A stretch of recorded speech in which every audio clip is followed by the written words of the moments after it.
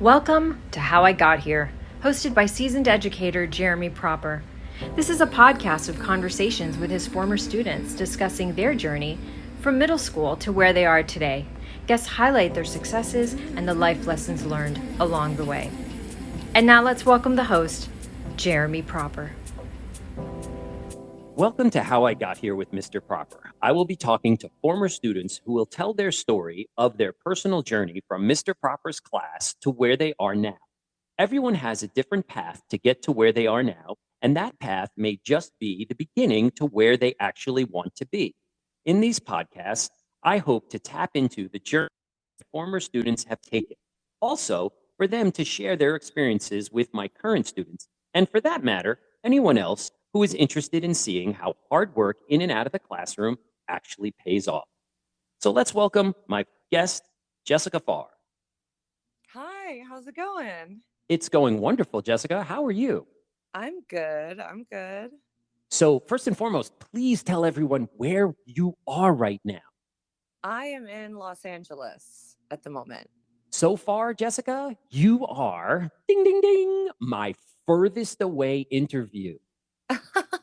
Yay, I feel so special. You definitely. There is one coming up that's supposed to be from Paris, France. That will be next week. But you are my furthest one so far, and I am psyched.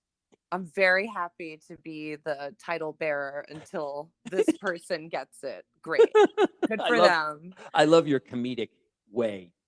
So, in this podcast, I basically give you about 3 to 5 minutes to briefly introduce yourself. Please include when you don't want to talk about that. That was a long time ago.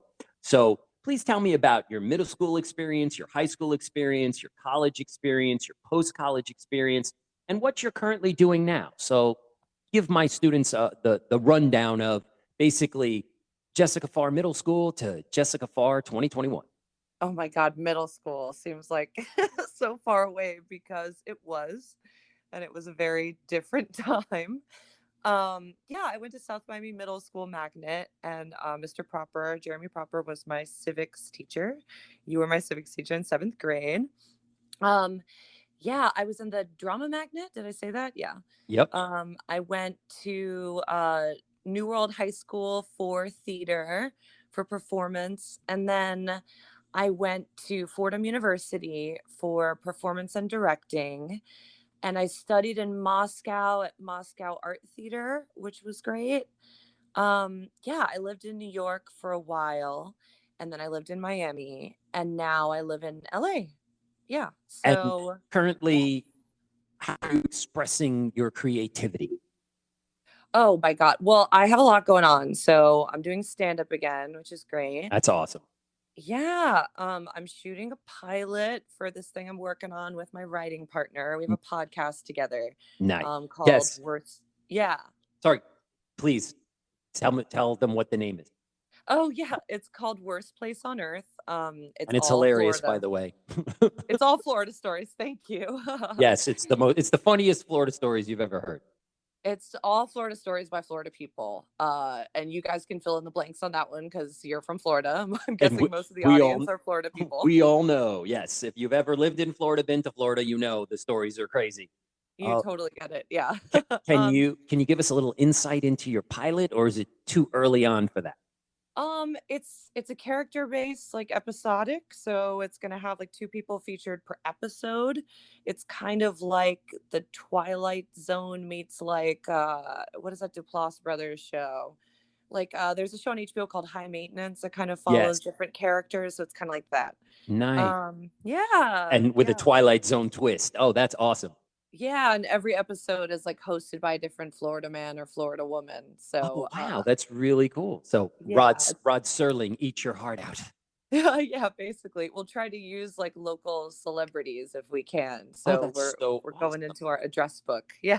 So how difficult would you say it was from writing to pitching to doing? Like, was this amalgamation of this? Did this, I'm going to say it, but I know the answer is no. This didn't happen overnight, correct? Oh, no. And there's been so many iterations of these storylines. This isn't a typical path to production either. Like it's a very unique story and it's still going. So we just met the right people who wanted to help us put together the team. So we're still figuring out what that looks like and what our shooting schedule is, but it's in motion, which is amazing. We That's didn't have to, yeah, yeah, it's cool. You didn't have to what? So I'm sorry, I interrupted. I'm rude. oh no, you're good. We didn't have to like go into a pitch meeting with somebody. I mean, that maybe down the line, if somebody bigger wants to, buy it, we do have people who are trying to help us get in touch with those people. Right. But yeah, I mean, it's all about taking meetings with people who may want to help you, may want to collaborate, and that can be difficult. I- Getting in those rooms and then holding their attention. So Exactly. Because you have to understand that you're at the level where you understand the maturation and how it goes from this level to this level to this level to HBO to a movie to what have you. Whereas I think many people on my end are still like, they're clueless. Like they are at the point they don't even understand how difficult it is to even get their foot in the door to where you have. And that is amazing because, like you said, you just met the right people at the right time. it's still kind of crazy because I don't really know what's going to happen next. And you constantly have to compete with yourself and make your work better and keep working. That's all. You can't compare yourself. You can't be hard on yourself. You really do just have to believe in what you're doing. And if it's something you want to be doing, just pursue it fully, I, I want confidently. I want to go out of order question wise, but you said something that was quintessential to what I talk about. How do you compete with yourself? Like I was talking to the last interview, and she's a golfer, and we talk about that. And I said, I'm always on the golf course competing with myself first. Like I always want to make sure that I'm playing better, and then I want to try to beat the people that I'm with. So how are you competing with yourself with something like that? Could you dive into that a little deeper? Because that's interesting. Yeah, I mean, at least for my writing process, I'm like, okay, I have certain deadlines. Let me meet those deadlines. Let me have expectations for my work and the caliber of my work and meet those things. Let me know how to answer questions about those characters or fill in the blanks. Let me put together a whole show Bible of information on these storylines and where they could go. It builds from there. You have to be So the expert of your own work and stand so behind it. you So know basically, even though you're not in school anymore, you're still having to do the heavy lifting and the work. It never stops, is basically what you're trying to tell me. you have to build structure for yourself. Like you have to set aside a separate place in your home if you work from home. You have to set like certain schedules for yourself when you're trying to work, when you have a window of time, because we all have other jobs. Like I have freelance writing gigs, I have other gigs. Like you have to make time for what it is that you're building towards, regardless of whether you're there or not yet, and you can't get discouraged. It takes work. It's not going to happen overnight. It's something that takes time and care. So, set yourself up to succeed, and you have better days than others, but make sure you're still trying for something, That that's awesome because I tell that to the students all the time. You need to have a quiet place to sit down and do your homework. You need to make sure that you're putting in a certain amount of time. You need to do it as a routine. And I've tried to tell the kids to get away from I have homework and try to give it another name. I was just talking about it today, actually, where I call it practice, like with an athlete or apparently an actor or an actress. You're continuing to practice your craft or learn your lines or produce them in a different way. And you said it perfectly. You need that special place to sit down. This is writing time from 8 to 9 on Tuesday. Doesn't matter. I'm turning off everything. I'm zoning out and I'm writing. And that is amazing that here you are, a professional person, and you're still following that. And that's what is leading to your success. That is incredible. Yeah, you have to find joy in it, or why are you doing it? You have to find some kind of curiosity in it, intellectually, psychologically. You have to find a connection to it to keep doing it. Your studies don't stop just because you're not in school. I mean, I wish, when I was younger and my brain was still more of a sponge, because there's definitely over time, like you get a little bit of lag. But Fatigue. yeah, for sure. And things don't stick, as much as they used to. That I really, in certain aspects of study, history and math mostly, that I would have really devoted more time and effort to like sponging that stuff up or, carving my path through it regardless of whether I found something interesting in it or whether I believed what was being said to me. Or not. Right. Yeah, so because it's so important to kind of contextualize where you're at and to build, your curiosity from some kind of, jumping point. So So how did you get this for theater? How did you all of a sudden go, I want to be a thespian. I want to be an actress. I want to do this. Like, was there a movie you saw? Was there just like an interaction that you all of a sudden went, boom, that's my calling? it's so, I always wanted to do it. I always knew somehow. I wish I would have chosen some other path, maybe in some ways, but I really don't know what else I would have done. I mean, growing up, I guess, like I used to stay home from school to watch Jaws. I guess I really loved that movie and those performances. And I also just loved Betty Davis and Elizabeth Taylor. So, Nice. yeah. Old school actresses that you were like, wow, those women really know what they're doing. And I think that's something that I could. Yeah, it was an on camera thing. And I've kind of come full circle now because I do make short films and work in that capacity. I mean, I still do theater, I write plays, I act in plays. But yeah, my first, I guess, kind of inlet into that world was, or keyhole was on camera acting, So Nice. yeah. Was Yeah. there a teacher, because you went to art schools, because South Miami, for my current students who don't know, was a middle school of the arts. Was there a teacher in any level, whatever it may be, that was able to push you or get you to really say, all right, this is what I want to do. Like this is the learning that I want. Was there someone that Oh made that man. impact? Over the years, okay, I got it. Like, there's so many. Starting with Mrs. Marchant, who had taken over the year that I came into South Miami Middle. Yes. She just recently retired from Yes. there, I believe. Yes, she Oh did. my God. Wow. She changed it completely, changed the program and supported us all. She got so many students into New World from her coaching. I remember from our last year there that had never That's happened the before. Miami version of what we have in Palm Beach for the art school, just in case you guys didn't know what that was. Sorry. Yeah, yeah. And going to that school made so many connections for me that I have for life with fellow like-minded artists that went through the same singular, weird, unique experience of going to that school. Um, What was so this unique and weird about that? Well, it's a single windowless building in downtown Miami. Oh my God. Um, I didn't know that or remember. yeah, with like these kind of like labyrinthian We'll like go with that. hallways, Yes. like checkered on the floors, and like, you have as much art teaching or regimen as you do like your regular schooling, so your days are very long, and then you go straight into rehearsal, and then you somehow make it home. You either take the metro or somebody picks you up, but you're basically preparing for, a full-time professional work environment, And they're giving you that feeling of what that day looks like from dawn to dusk of work, work, work, work, work. yeah, just in case, you weren't serious about this is what it's going to be like. Exactly. It was like my brother, he was in culinary school, and this is so funny. I said to him, how did you decide that culinary wasn't for you anymore? He goes, I was in the middle of one class, and the teacher gets up and says, I just want you guys to understand that you're going to be working a minimum of 60 to 90 hours a week. And my brother goes, check, please. And that was it. And I'm like, oh, you've got to be kidding me.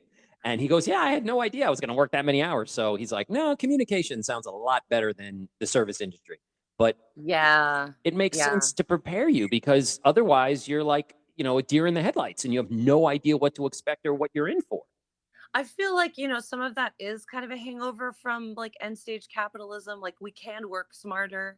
We don't have to push ourselves for those like crazy work weeks, but they do happen.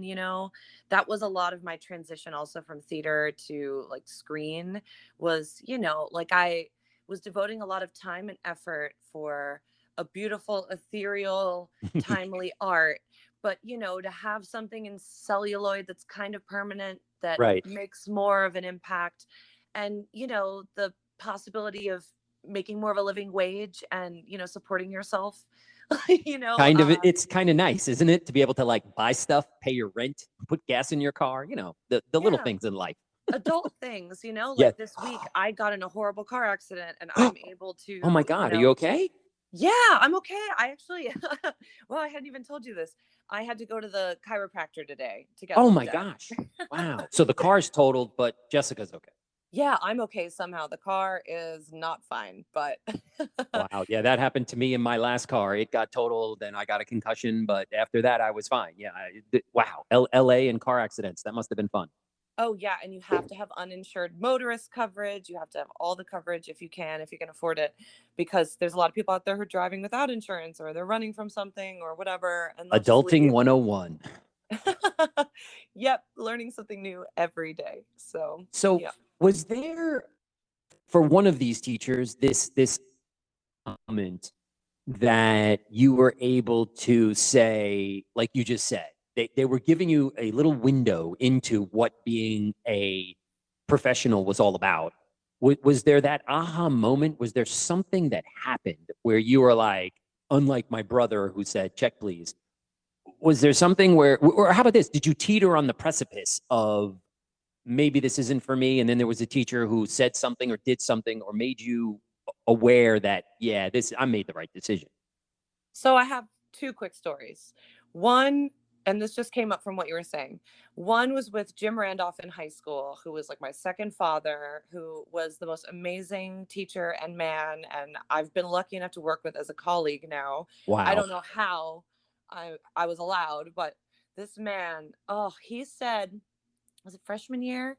He's like, everyone thinks they're going to be famous or they're going to be in this certain echelon, but if you're lucky enough, that's like 1 to 2% of Right. the population of working artists. It's like a professional athlete. It doesn't happen to everyone. No, it's almost impossible. It doesn't mean it's not going to happen to you, or couldn't at some point, or that it wouldn't be once you get there, even more difficult to be on that precipice or cliff or whatever. But just even working artists, that's like, what, 12, 27%. I'm pretty sure he was like, like making up these percentages just Right. based on life experience. This Right, isn't like right, an right. exact science here. Right. No, not at all. Not at all. But he's like, if you can be lucky enough to be someone who perseveres, who works hard, who believes in what they're doing and has vision for what they're doing and continues, you can be lucky enough to be one of those people who's working all the time. And it takes luck, and it takes a number of factors that are out of your control. But if it's what you want to do, you have to give yourself up to it and you have to commit. But just know that's what it's going to take. And that's what's going on out there. If you have this idea that overnight you're going to be, at the time it was like, who were the stars? I don't know. I Doesn't guess they're the matter. same stars. Yeah. Yeah, it Like, doesn't matter. It's irrelevant who the names are. The thing is the same. I mean, obviously, when you're a kid actor, people don't understand. Okay, well, we can bring up someone from Boca Raton. Are you familiar with a young lady named Ariana Grande? oh yeah, Oh, definitely. I didn't think you knew who she was because she's not that famous at all. She's from Boca Raton, and Yeah. she went to Dreyfus School of the Arts, which is the version of your school up here, and the same thing. Like, she didn't just show up one day and is selling out the Miami Arena and is doing all these things.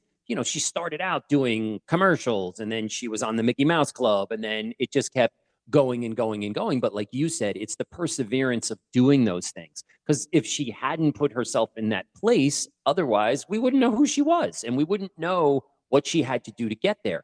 But yes, there's some people that it just seems like overnight poof, these people are a sensation. Where did they come from? But if you do the Hollywood story and go backwards and figure out where they came from, they were doing hokey things. I mean, what wasn't was it Justin Timberlake? He was on like Star Search or something like that, or like these guys, they and girls, they start out doing things and it takes time. Like Justin Timberlake isn't this, I don't even know what threat he is anymore. He's like quintuple, like I can't even come up with it because he's a comedian, he's a singer, he's a dancer, he's an actor. Like He's a that's grandpa in Hollywood years now. Like, he can just retire. He's done everything. humanly possible, right? but yet you're Yeah, still he's been there. There's a whole army of people who made him who he is. And like, the myth that someone is discovered overnight is not real. You really have to put in the time and sweat and blood and get in those rooms and talk to people you don't like and make deals with people who aren't going to have your best interests in mind. It's just all you learn and you get burned and you continue on. Now, like, trial and error until you succeed. And like your teacher said, you just keep doing it. You have to have the passion to keep going because you're going to be told no. You're not the right height. You're not the right hair color. You're not the right eye color. You don't have the right accent. You're not whatever. Your hair is too long. Your hair is too short. Like you really have no idea until you walk in. I mean, like a regular job interview, you pretty much know when you're going on a teaching interview for social studies, pretty much what they're going to ask you. But when you're going on a job interview for, better yet, how about you explain? What? Yeah, you're being judged based on who you are. And it's not who you are. It's one of the many masks of who you are. So you have to choose who that is. And you also have to have such a sense of grounding and sense of self, whatever that means, that when you go in that room, you're not attaching your self-worth to their vision for you or their idea of who you are. Wow. So it is difficult. I have a lot of friends who have backed out of it recently because they said for their mental health, for their future, for the things that they want in their life, and that's fair. That's a valid concern because it's a tough business and it's, you can't separate yourself from the work. You are the work. Exactly. So That's a great point. That's a great point. And you said something interesting because you're going in there for the interview for a particular part. And is it truly Jessica or is it Jane that she's trying to play, but it's still you? Because you're standing there, you're trying to differentiate yourself between the real person that you are and the person that you think they want you to be. I think it comes from a place of honesty. You meet this idea of a character and yourself in the middle. It's hard to separate yourself from whatever character this is. It is you. I think whenever I've been most successful with a role, I've convinced the people in the room that I'm this person, that Right. I'm the person they want, regardless of whether this was the vision they had for this character or not, regardless of whether it was what was on the page. It's what I brought to the table, it's how I met the character. And also, it has to come with ease and honesty. And also, you have to not want it too much. Right, there, exactly. there are There's many so many levels. parameters and levels. It's deep. It's oh my God, that's incredible. Yeah, I, It's not for I, everyone. yeah, it's not for everyone, and it's funny because I have my captive or captivative or however you want to say it audience in my classroom, and every year the kids are always like, "Oh, Mr. Proper, you're hilarious." I'm like, I've been honing my jokes in class for the last 20 plus years. I know what middle school kids think is funny, and they're like, "You should be a comedian." I'm like, "You just don't seem to understand how that works." Hence why I have Jessica on here so she could explain it to you. I can't just give up my teaching gig that I've been doing for 20 plus years and go, all right, time to hit the road because you know what? I'm Kevin Hart and I'm just 6'3" now and I'm going to do that. And it doesn't work that way. Now, don't get me wrong. I have thought perhaps maybe I should, go to the little yokel local comedy clubs just to see how it would go, whether or not you get booed off stage. But that to me at this point in my life, I don't look at myself as someone like Ken John, who he was a doctor, and Yeah, I was he just about to bring that up. Yeah. And he he he said just, he said to his wife one day, "I want to be an actor," and his wife went, "Okay, go give it a try. But if it doesn't work, you're always going to be a doctor." And Hangover 1, 2, 3. What was the TV show he was on? He was just on like some doctor show where he actually played a doctor, which is hilarious. And then oh the other wow, one, that came full circle. Oh man. No, I remember when he broke out in The Hangover, right? Or yes, I yes, The haven't seen the Hangover. show. Yeah. What was the show where was he on? He was on Community, wasn't he? Yes, he was on Community. Yeah. Right. He was on Community, and that's where I remember seeing him first, and I'm like, this guy's funny. And then he busted out on the screen as Leslie Chow, and I was like, oh my God, this guy is hilarious. Like, wow. So funny. Yeah, like you can't really dabble in anything. That's, No. like as someone who does a lot, I'm like, okay, I really do have to hone in on that one thing for a while. Like my friends, you can't dabble in stand up. I have friends who are successful in it and that's their life, Right. like that's what they do. They go to the clubs, they meet the people. When they're not performing, they're watching other people perform, or they're working at clubs, or they can see people perform. And, they're constantly creating digital content and working on all platforms, like even the ones they don't understand because they're just outside of the age group. Like Right. it's so fun. Like my friends and I, we're all in our 30s, right? Like I'm 31. Like it just seems just outside of our experience enough Right. that I feel But it like my never mom when I showed her stops. AOL. Yeah, no, of course not.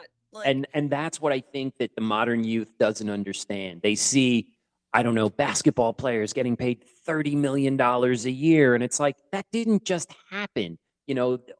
Actors and actresses, getting paid hundreds of millions of dollars, if they're lucky enough to get residuals, for acting in a blockbuster movie because they were able to land, I don't know, a character in Marvel movie or something like that. And it like you said earlier, it just doesn't happen overnight. It's just this arduous task, and I think comedy is the worst of the worst because it just never stops. Your hours are abysmal. You have to travel all over the place, and it's just not easy.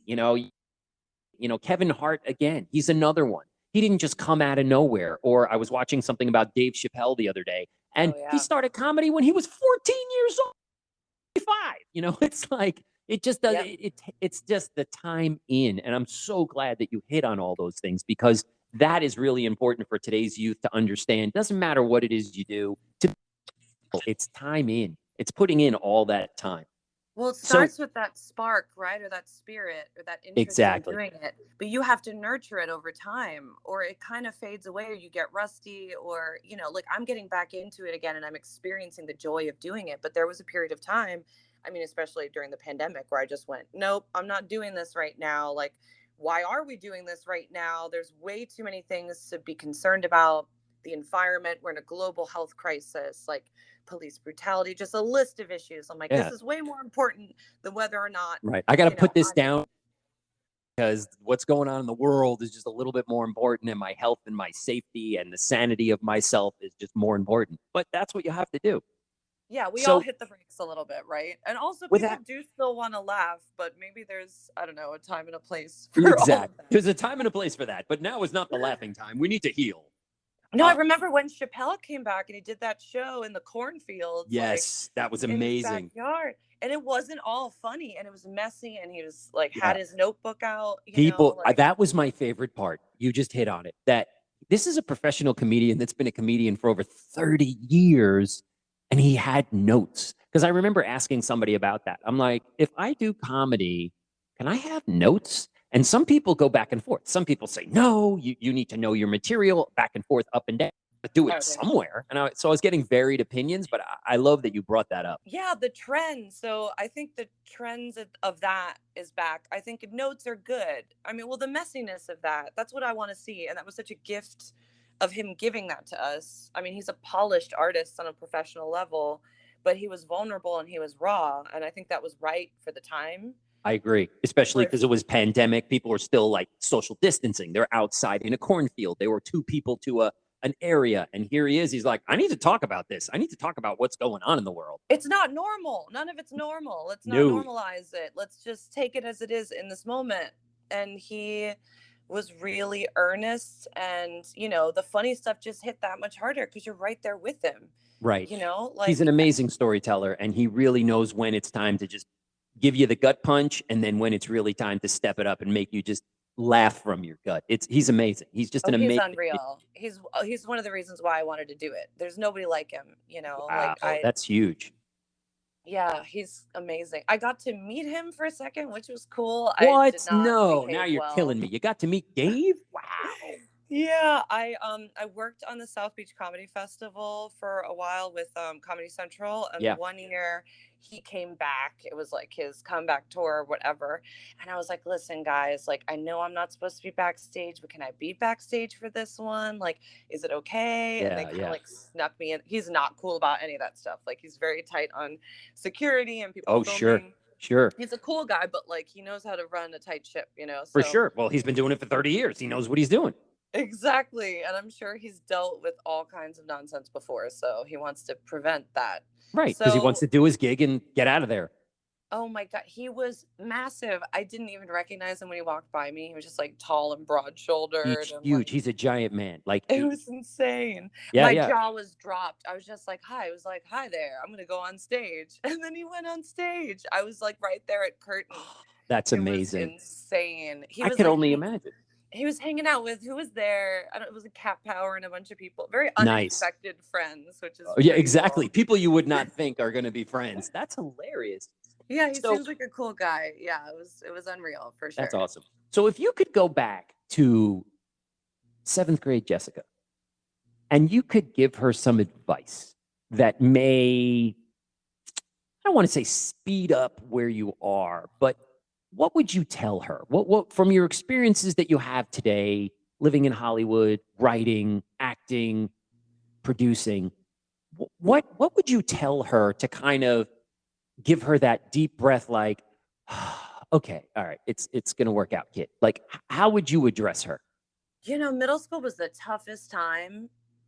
And I feel like a lot of people say this, but for me, it was for sure. Um, you just, you have to be patient with yourself. Um, you don't have to please anyone but yourself. You don't have to be in competition with anyone but yourself. And your idea of success is up to you. Also, no one else is going to bring to the table what you are. So just be you. You don't have to be anyone but yourself. And if people don't get you or they think you should be doing something other than what you're doing, then who cares about them? Just Yeah, that's do it. things your way. If people aren't on the Jessica bus, then just keep driving. Because if No, they're then not, they're getting off. They're getting yeah, kicked out of the van. Sorry. We're exactly. we're moving on. Bye bye. So you had mentioned earlier on that you had quite a hefty load on your shoulders when you were at your art school in high school. Yeah. What enabled you? What was downtime and Jessica time? Like once you were able to like carve out that little niche of whatever it was, what was the thing that you just said, I need to do this because my sanity hinges on not being able to do this? Yeah, I mean, you have to make the time for things you enjoy and for rest and for people you want to be around, because there's a lot of pressure and there's a lot of work that needs to be done and ideas about your future. You just have to make the time to visualize what that is for yourself and to take it easy, like I can only imagine being in high school right now. Like it Oh, was tough when I couldn't. was there. Did you have a hard time selecting those right people to be around? That is an amazing statement because I know throughout my life I've made some bad choices of people to be around and then went back and went, wow, why did I waste so much time with those people? Was that a challenge for you, or maybe because you were in a like-minded situation with pretty much everyone there and they were so laser focused on whatever it was they were doing? Yeah, it takes time. I feel like you keep relearning that lesson too as an adult, You sure do. and building on that, and trying not to just cycle through experiences of trauma, and learn and grow. It's a process, but it's worth it. Um, if people were draining my energy, if they weren't supportive, if they were negative, if they were competitive in a way that wasn't healthy, if they were taking time away from the things that mattered to me and I felt like I needed to impress them when none of that was necessary, I mean, I definitely did go to school with a lot of people who had a lot of wealth and Mm. I didn't necessarily.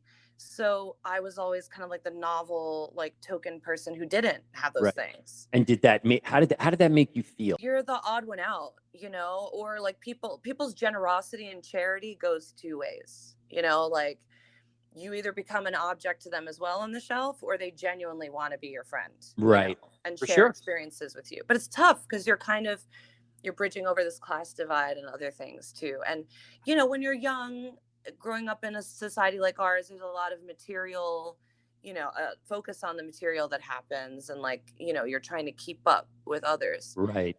But none of that stuff you realize like really matters at the end of the day. Like it's good to pursue it, totally understand it. We want to be It's successful, but there are other things that matter a little bit more. it's Your interesting you sanity. say that. Would that yeah, sanity is very important. Would you say that may have been your biggest challenge? Because that was like leading into my next question. Would that have been the challenge for you, the class divide, that you felt like it was a challenge because you were trying to fit in? You're there, you earned your right to be there, but daddy's not driving you to school in a brand new Porsche 911.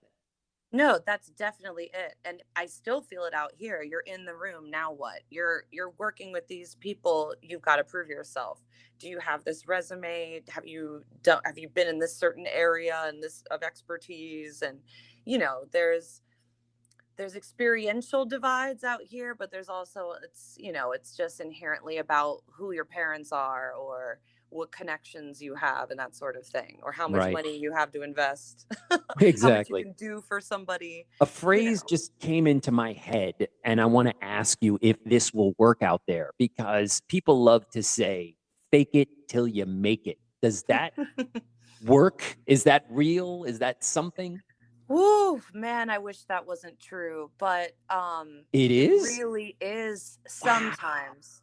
I mean, you put in the work, but you really do have to first play the role. Like if you go into an interview and you want to work to write on a show, you have to think about how the people who are staffing that show view I hate to put it this way, but this might resonate with younger audiences, like the vibe Right. of the That's fine. show, Go anywhere you need. or like you have to embody who that person is. You are that person, but Right. you also have to sell it on some level. And that's just Oh, the nature of things out here. You could be a writer somewhere else, you could work in some other capacity, but in those rooms, you have to be the person they want you to be. Um, well, I yeah. appreciate that. Thank you for that insight, because, you say it, but I'm not in Hollywood. I've been to Hollywood, but I'm not in Hollywood. I don't understand. And again, this is what the insight of your expertise brings to the table, so you can explain it to people who may want to do it someday. And you're living it right now. So you can say, quite honestly, I was you one day, and then today I'm this person doing perhaps your dream. That's Okay, if incredible. you spoke to me when I first moved out here, I would be a very different Jessica at the moment. um, I think you spend a certain amount of time in Los Angeles, and then It changes you. it definitely changes you, and you do adapt. So this isn't to say that you aren't that person authentically, or that you don't have talent, or personality, but you do kind of have to get your foot in the door, sell an idea, and also make it seem hot and fun, and Everybody wants it. Everybody has to have yeah, whatever this is. shiny and new. Yeah. And Exactly. I mean, so many more people are getting their foot in the door now. Like that's amazing. Like I That felt is that way awesome. as a woman. Like you feel that way. But it also feels like everyone's free to be exploited now too. So you just have to be careful. Like, when someone's offering you something, you have to question like what the motivations are, what the storytelling is, like what the consequences are behind being involved in whatever that project is. I mean, you do have to say yes to everything until you can say no, Until but you could say no, right? Until you're like, yeah, I don't want to do that. I don't need this. but if something's going to harm you in the future, or if you're not being true to yourself, or if something is against your core values, don't do it. And you don't have to do anything to be successful that is outside of your comfort zone. You just have to show up and do the work.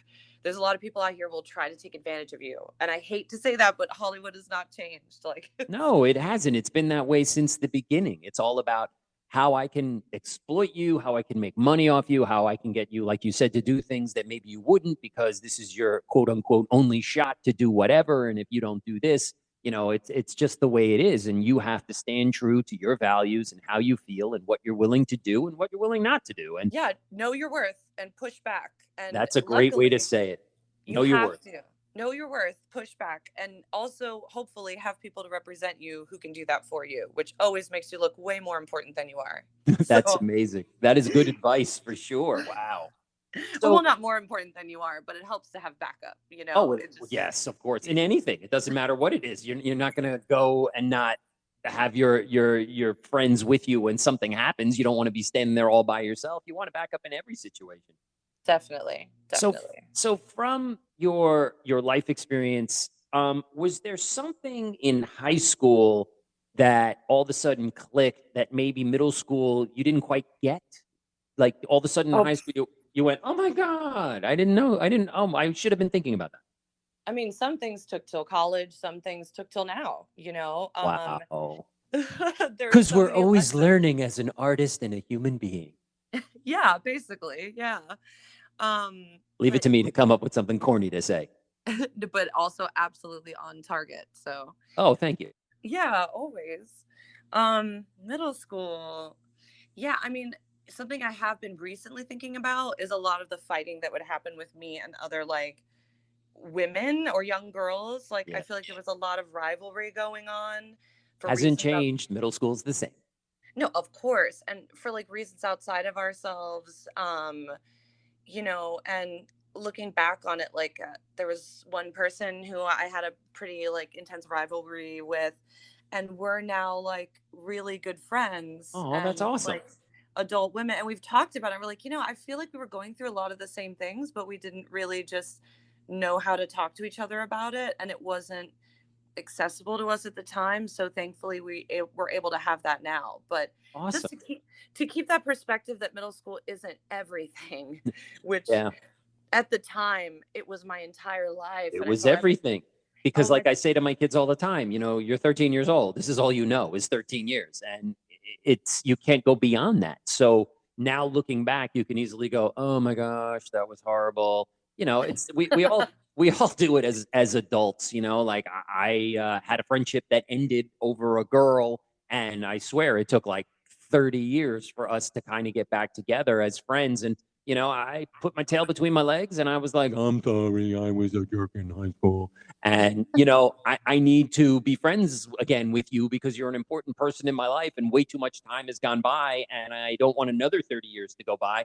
And then the response I got was unbelievable. Like, oh, it wasn't 100% your fault. I was to blame as well. And yeah, we need to try to do this again. And I was like, it's like I was saying to students today, what is that? You miss 100% of the shots you don't take and you don't ask that special someone out. And I hate to say it, but you'd rather know the answer is no than 30 years later to find out that the answer would have been yes if you just would have asked and you were too chicken to do it.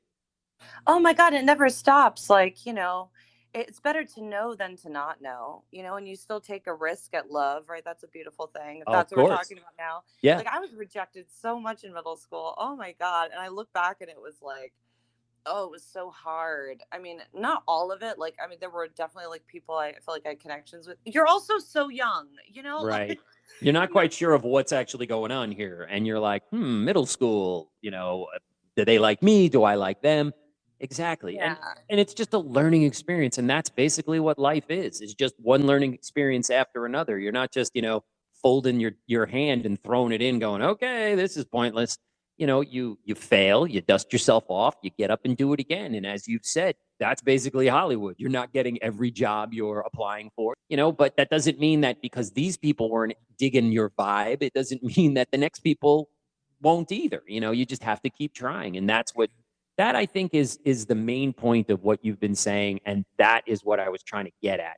That school currently, you can't give up, but it's also the lifelong journey of not giving up. You're not just going to say, okay, I'm packing it in and this is the best I'm going to do. Because otherwise you're mired in mediocrity and that's not what anybody really wants. You can't. The world wants to hear from you. You have to learn from those setbacks and you have to bounce back, no matter what they are, romantic, career stuff, whatever it is. You bound forward and you keep learning that lesson. Yeah, you just That have to. We do it that for is ourselves, we do it for each other. So, Exactly. And again, that's why I'm so thankful for you doing this podcast with me. That's why I'm so thankful that someone that is from my past was willing to come into my current and talk to my students and let them understand, look, this person was you and now look what they are doing. Now look where they are. And with hard work and perseverance, it all pays off and it all seems to work out, but you have to be willing to put in the time. And I think that's basically for this particular version, what we have touched upon the whole time. You just kept coming back to hard work and perseverance and just not giving up. Because if you want something bad enough, it can come to fruition. It will happen. Obviously, giving up is never going to get you there. absolutely. You said it. And on that Thank note, you. Thanks for having me, by the way. sure. Thank you for coming on. And I think, what was I going to say? I just, again, I'm so humbled that you would want to come on and do this with me and spend the time to talk to me and to give. Oh my God, of course. And Thank to you get, for everything you've done for me and my youth, and it's so great to catch up. Oh my yes, God. for sure. Yeah. You're an incredible person, and I really appreciate the time. Thank you again. You too. Thank you so much. Absolutely. Thank you for listening to How I Got Here podcast with Mr. Proper. Music provided by Miss Mata. Thank you to Patty Fernandez for the introduction. Thank you to Seth Proper for logistics and behind-the-scenes production. Join us next time for another episode of How I Got Here and more stories of former students and their journeys.